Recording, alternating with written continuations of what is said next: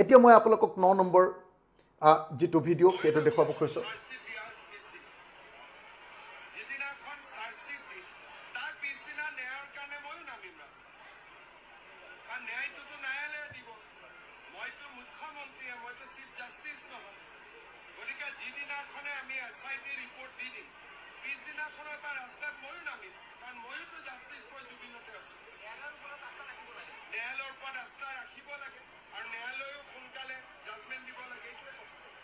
হা আপোনালোকে শুনিলে নে কেদিনমান আগতে এই মুখ্যমন্ত্ৰীজনে আমাক কৈছিলে এই মুখ্যমন্ত্ৰীজনে কৈছে যে বিজেপি দলে আৰু বিজেপি চৰকাৰে ইতিমধ্যে ন্যায় দি দিলে জুবিনদাৰ ন্যায় দি দিলে বুলি কৈছিলে কেলে কৈছিলে তেখেতে একৰণে কৈছিলে যে তেখেতে শ্যামকানু মহন্ত সিদ্ধাৰ্থ শৰ্মা আদি কৰি কেজনমান মানুহক বোলে জেল হাজুতলৈ অৰ্থাৎ জুডিচিয়েল কাষ্টডিলৈ পঠিয়ালে এৰেষ্ট কৰিলে সেইকাৰণে মুখ্যমন্ত্ৰীয়ে ঘোষণাই কৰি দিছিলে যে ন্যায় দি দিলে এতিয়া কৈছে যে চাৰ্জশিট দিয়ালৈকে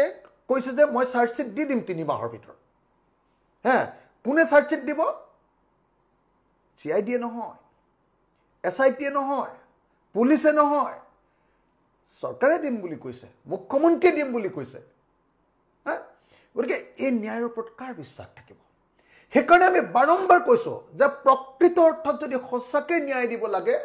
তেতিয়া হলে সুপ্ৰিম কোৰ্ট বা গুৱাহাটী হাইকোৰ্টৰ তত্ত্বাৱধানত CBI তদন্ত নহলে মানে কেতিয়াও তদন্তটো সঠিক নহব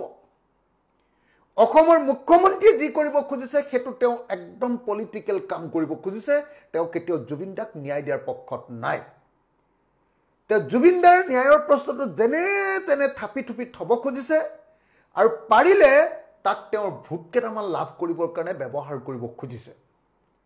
আজিৰ দিনটোত আমি দেখিছো যে বিজেপি আৰু হিমন্ত বিশ্ব শৰ্মাৰ বাহিৰে কোনো ৰাজনীতি কৰা নাই আৰু সকলো ৰাজনৈতিক দলে মানুহে বেয়া পায় বুলি ৰাজনীতি কৰাৰ পৰা বিৰত আছে কিন্তু কেৱল হিমন্ত বিশ্ব শৰ্মা তেওঁৰ হাংগু পাংগু সকল আৰু বিজেপি দলে ৰাজনীতি কৰিছে আৰু ৰাজনীতি কৰাৰ পাছত তেওঁলোকৰ জৰিয়তে বিৰোধী পক্ষৰ ৰাজনীতি কৰিছে বুলি গুটেই তালফাল লগাইছে গতিকে এই মুহূৰ্তত মই আপোনালোকক এটো ভিডিও দেখুৱালো ইয়াৰ পাছৰ ভিডিওটো মই আৰু মাত্ৰ সৰু সৰু দুটা ভিডিও দেখাম এতিয়া 18 সেকেন্ডৰ আৰু এটা ভিডিও আপোনালোকক দেখুৱাব কৈছো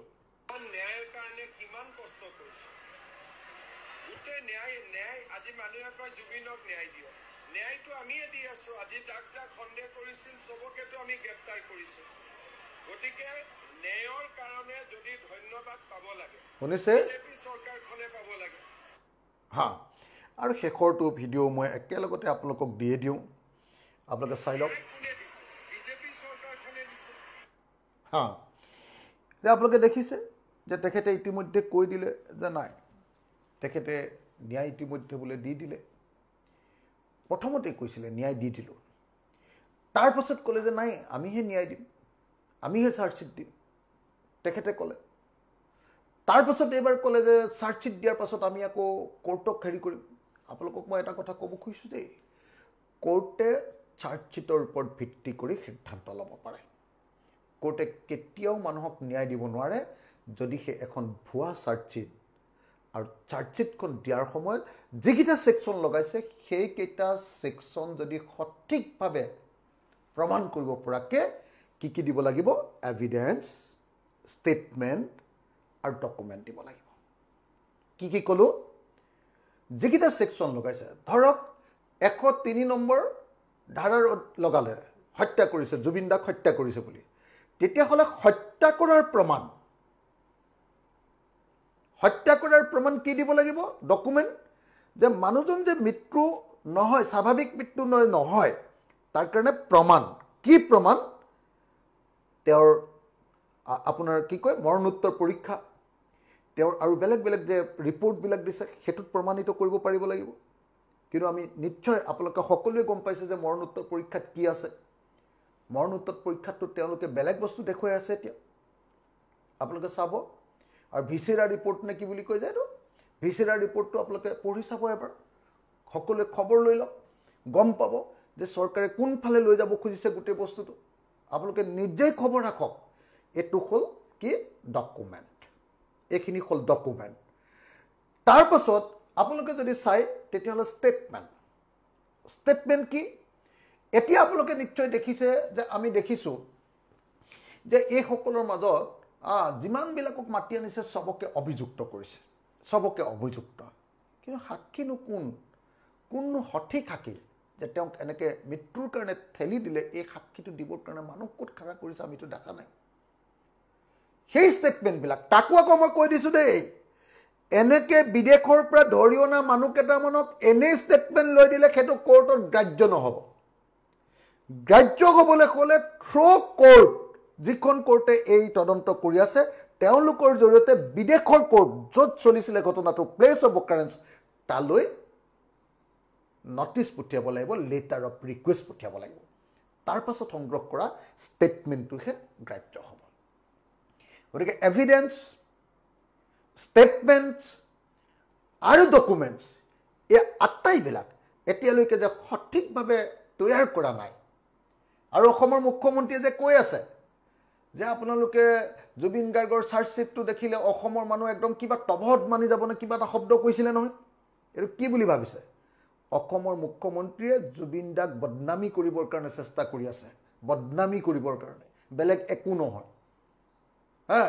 জুবিন দাক বদনামী কৰিবৰ কাৰণে অসমৰ মুখ্যমন্ত্ৰীয়ে চেষ্টা কৰি আছে। সেইকাৰণে আপোনালোকে দেখিছে যে এই মদৰ কথাটো বাৰম্বাৰ কৈ আছে, দেখিছেনে? চাধাৰ কথাটো বাৰম্বাৰ কৈ আছে, দেখিছেনে? অসমৰ মুখ্যমন্ত্ৰীজনে সেইটো ক'ব লাগে নে লুকুৱাব লাগে? আৰু আপোনালোকে মোক নিজে কওকচোন যে কোনোবা এজন মানুহে যদি তাত গৈ চাধা খালে, মদ খালে, অন্য কিবা খালে, তেতিয়াহ'লে সেইটো কি? সেইটো হ'ল স্বাভাৱিক ধৰণে যিকোনো এখন ৰাজহুৱা ঠাইত এনেকুৱা কাম কৰিলে সেইটো আইন শৃংখলাৰ সমস্যা। আৰু সেই মানুহজনক পুলিচে গ্ৰেপ্তাৰ কৰিব লাগে, পুলিচে ধৰিব লাগে, আঁতৰাই দিব লাগে। তাৰ বাহিৰে সেইটো একো নহয়, সাধাৰণ কথা এটা।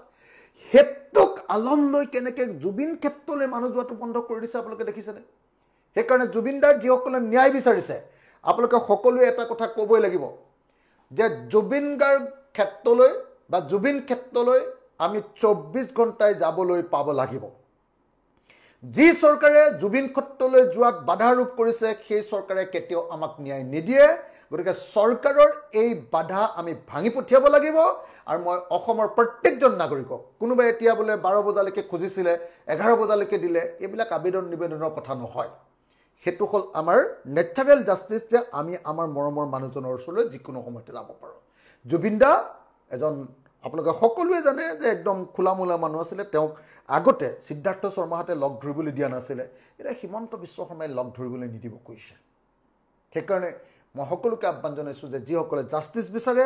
আমি সকলোৱে ক'ব লাগিব যে জুবিন ক্ষেত্ৰ সম্পূৰ্ণৰূপে মুকলি কৰি দিয়ক। কোনোবাই যদি গণ্ডগোল কৰে তেওঁক গ্ৰেপ্তাৰ কৰক, তেওঁক আঁতৰাই দিয়ক। আৰু মদ খোৱা যদি কোনোবা মানুহ যায় মদ খোৱাটো বন্ধ কৰাৰ ব্যৱস্থা কৰক। কিন্তু তাকে লৈ উকনি আছে বুলি মূৰটো ঘূৰাই দিব, এইটো নহ'ব। জুবিন ক্ষেত্ৰ বন্ধ কৰি দিব, এইটো আমি নামানো। নাম্বাৰ 1। নাম্বাৰ 2, আমি স্পষ্টকৈ কৈছোঁ যে চাৰ্জশ্বিট এনেকুৱা হ'ব লাগিব 103 যদি দিয়ে মাৰ্ডাৰ কৰিছে বুলি তাৰ পুৰা এভিডেন্স, ষ্টেটমেণ্ট আৰু ডকুমেণ্টছ দিব লাগিব। অকল মাৰ্ডাৰ কৰিছে বুলি দিব, মই জানো যে এওঁলোকে চাৰ্জশ্বিটত মাৰ্ডাৰ কৰিছে বুলি দি দিব, কিন্তু একো এভিডেন্স নিদিয়ে। তাৰপাছত কি হ'ব? মহন্তহঁত ফুৰুককৈ ওলাই পলাই গৈছে যাব। এইটোৱে কৰিব খুজিছে তেওঁলোকে, একুইটেল পোৱাব খুজিছে, তেওঁলোকক খালাচ দিয়াব খুজিছে। একদম স্পষ্টকৈ আপোনালোকে জানিবলৈ পাব যে এইটোৱে কৰিবলৈ হিমন্ত বিশ্ব শৰ্মাই গৈ আছে। এইটোৱে সেইকাৰণে গোটেই বিষয়টো ডাইভাৰ্ট কৰিবৰ কাৰণে, ইছ্যুটো বদলাবৰ কাৰণে তেওঁ বিভিন্ন কচৰত কৰিছে। মই স্পষ্টকৈ কৈছোঁ যে যদি সেই হত্যাকাণ্ড বুলি প্ৰমাণিত কৰিব খোজে, যদি হত্যাকাণ্ড বুলি 103 ছেকশ্যন যদি লগায়, তেতিয়াহ'লে হত্যাৰ প্ৰকৃত এভিডেন্স, ষ্টেটমেণ্টছ আৰু ডকুমেণ্টছ প্ৰডিউচ কৰিব লাগিব। আৰু যদি 103 হয়, অৰ্থাৎ মৃত্যুৰ পিনে ঠেলি দিয়া হয়, মৃত্যুৰ পিনে ঠেলি দিয়া, তে যাৱজ্জীৱন কাৰাদণ্ড হ'ব। যাৱজ্জীৱন কাৰাদণ্ড যদি দণ্ডিত কৰিবলৈ হয়, তেতিয়াহ'লে কেনেকৈ তেওঁক মৃত্যুৰ ফালে ঠেলি দিছে তাৰ সম্পূৰ্ণ এভিডেন্স তাক প্ৰুফ কৰিব লাগিব। কেৱল আৰু কেৱল তেতিয়াহে জুবিন দাই ন্যায় পোৱাটো সম্ভৱ। কিন্তু আমি দেখিবলৈ পাইছোঁ যে জুবিন দাই ন্যায় পাবৰ কাৰণে যিটো পথত যাব লাগে সেইটো পথত যোৱা নাই। এইকাৰণে অসমৰ সকলো মানুহে জাষ্টিছ ফৰ জুবিন গাৰ্গ এই শব্দটো লিখি আছে আৰু ইতিমধ্যে সামাজিক মাধ্যম ফেচবুকত ইতিমধ্যে ৰেকৰ্ডত পৰিণত হৈছে মই আকৌ এবাৰ কৈছোঁ সেই শ্ৰদ্ধেয় ৰাইজ আপোনালোকে যদি সঁচাকৈ জুবিনদাৰ ন্যায় বিচাৰে আপোনালোকে এই চৰকাৰৰ বিৰুদ্ধে প্ৰতিবাদ কৰিব লাগিব মই যেটো দেখি আছো এই চৰকাৰে ন্যায় দিব খোজা নাই মই যেটো দেখি আছো এই চৰকাৰে বিষয়টো ভেকুভানাত পৰিণত কৰিব খুজিছে মই যেটো দেখি আছো মুখ্যমন্ত্ৰীৰ বডি ল্যাঙ্গুৱেজ মুখ্যমন্ত্ৰীৰ কথাৰ বাৰ্তা মুখ্যমন্ত্ৰীৰ মানে উচ্ছৃংখলতা মুখ্যমন্ত্ৰীৰ উত্তেজনা মুখ্যমন্ত্ৰীৰ অস্থিৰতা এই আটাইবিলাকৰ পৰা প্ৰমাণিত হৈছে যে মুখ্যমন্ত্ৰীয়ে এই বিষয়টোৰ পৰা আঁতৰি কেৱল ৰাজনৈতিক বিষয় হিচাপে ইয়াক প্ৰতিষ্ঠা কৰিব খুজিছে সেইকাৰণে মই আপোনালোক সকলোকে অনুৰোধ জনাব খুজিছোঁ আমি কোনো দলৰ পতাকা নলোৱাকে আমি কোনো মানে পলিটিক্যাল স্লোগান নিদিয়াকে ৰাইজৰ দল জিন্দাবাদ নোকোৱাকে অখিল গগৈ জিন্দাবাদ নোকোৱাকে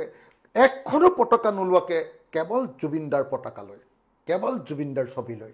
আমি সকলোৱে প্ৰতিবাদ কৰি তুলিব লাগিব ঐক্যবদ্ধভাৱে শিল্পীসকলক আনিব লাগিব সাংস্কৃতিক কৰ্মীসকলক আনিব লাগিব বুদ্ধিজীৱী সমাজক আনিব লাগিব যুৱ চামক আনিব লাগিব জুবিনদাৰ অনুৰাগীসকলক আনিব লাগিব সকলো যি ৰাজনীতি কৰে সকলোকে আনিব লাগিব ৰাজনীতি কৰা পাৰ্টি যিয়ে নহওক লাগিলে সকলোকে অসমীয়া মানুহ হিচাপে আমি সকলোকে ঐক্যবদ্ধ কৰিব লাগিব আৰু চৰকাৰক আমি প্ৰকৃত অৰ্থত তদন্ত আগবঢ়াই নিবলৈ বাধ্য কৰিব লাগিব মনত ৰাখিব দেই জুডিচিয়াৰী তত্ত্বাৱধানত সিবিআই তদন্ত নিদিলে এই তদন্ত ভেকুভানাত পৰিণত হ'ব এটো মনত ৰাখিব দুই চাৰ্জশিট যদি সঠিক নহয় তেতিয়াহ'লে ই ভেকুভানাত পৰিণত হ'ব